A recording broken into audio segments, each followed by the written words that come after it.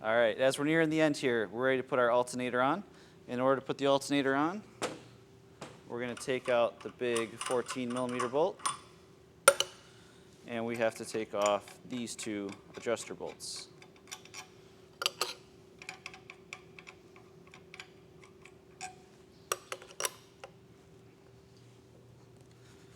Start by putting the alternator up into the mounting bracket.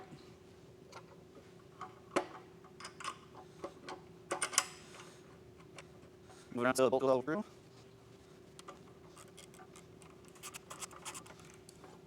And we're going to leave that loose for right now so that we can get the adjusting bolts in. This causes a lot of students confusion, but it starts by putting this one through first. And do this.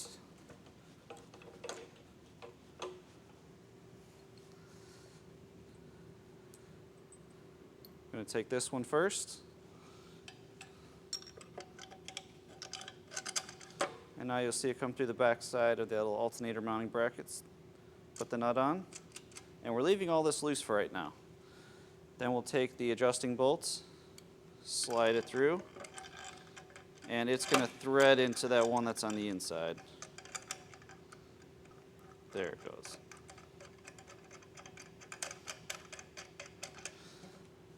And now we can finish tightening this up.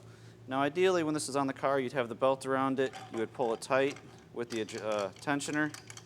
Once you had proper tension on the bolt, then you could snug this down.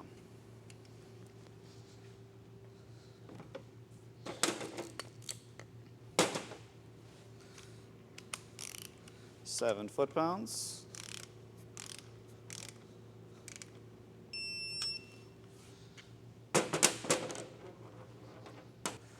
And now we'll finish snugging this down. We are going to tighten it to 7 foot-pounds. And that is how you go about installing this alternator. Good. All right, nearing the end here, we're basically done. We're going to put our distributor on. And a couple key things as you put the distributor on. This is not even. This side is actually a little smaller than this side over here. You'll see there's a little line right there. Make sure that line goes to the left side. And even still, if this doesn't quite fit together right, talk to the teacher. There might be some other exceptions that we're not aware of, but to the best of our knowledge, this should point to the left, which also seems to line up with this piece here. And then when you put it together, it should go together really easy. If you have it backwards, it doesn't want to line up right, and if you keep tightening it down, it ends up cracking some of the pieces off. So we're going to say as you hold the distributor up, this line points to the left. The next thing is you'll see this slot is elongated where this one is a circle. The bolts with the big washer on it is going to go on that side, and that lets it slide back and forth as you make minor adjustments. So the bolts with the big washer is going to go in this spot right here. I'll hold that up for you. All right, let's try and fit this together. I have my line pointed to the left.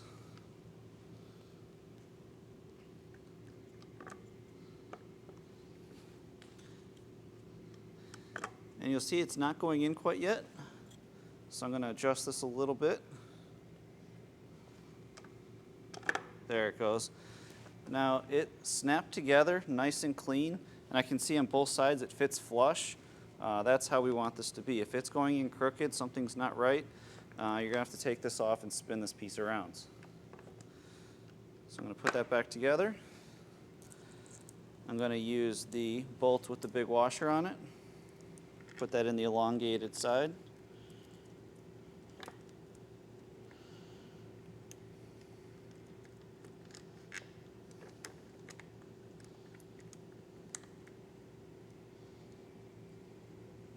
And then the other fastener will go on the other side.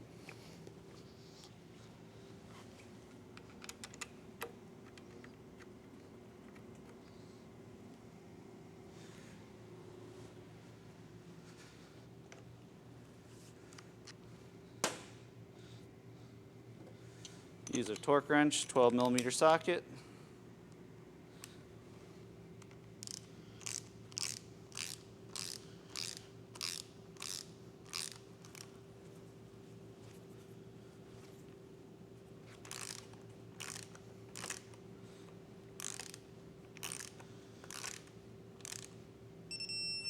7 foot-pounds, and same thing on the other side. There we go, 7 foot-pounds. And that concludes installing our distributor. All right, we have second to last part we're installing, which is spark plugs and then spark plug wires. We're going to use a spark plug socket, the one that either has a magnet inside or the piece of rubber, to gently lower our spark plug down into the cylinder head, and then we'll snug it down.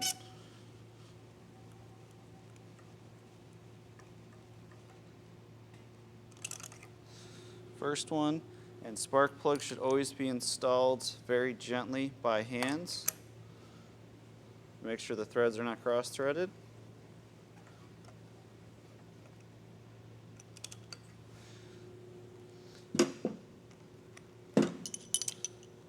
Another option would be just to use an extension, and you could thread these in by hand.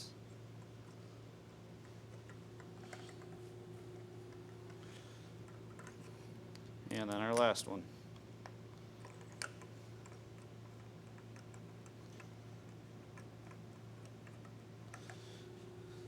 We're going to torque all these to 7 foot-pounds.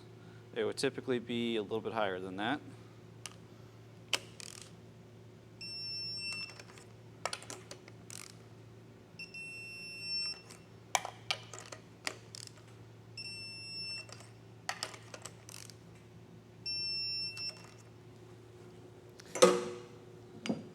All right, and then the very last part we're going to install are the spark plug wires. We didn't take them out of the little holders, so they've stayed nice and organized. If they did fall out, no big deal. I'll show you how to put them back in place. The longest one is going to go to cylinder number 1. That's at the front of the engine. And you'll hear it snap into place when I try to pull back up on it. It doesn't want to come back out. And then we'll put in number 2. Cylinder number 3, and cylinder number 4.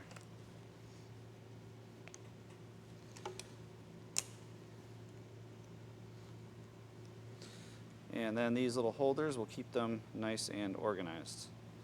Now the tricky part is lining up our cylinders to the distributor.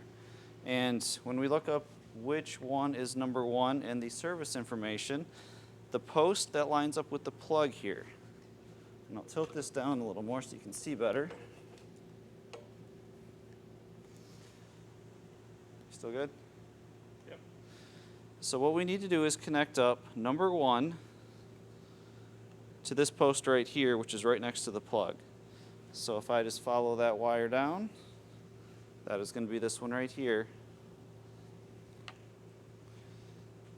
That connects up to number 1. Now my firing order is 1, 3, 4, 2. So the next one is going to be cylinder 3. 1, 3, 4, and then 2. So I'm going to find the wire for number 3, follow it down, and then connect that up.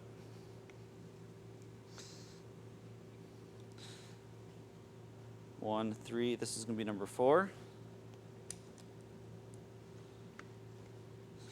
And then finally, last but not least, cylinder number 2. When I follow that over, we'll connect up to post number 2.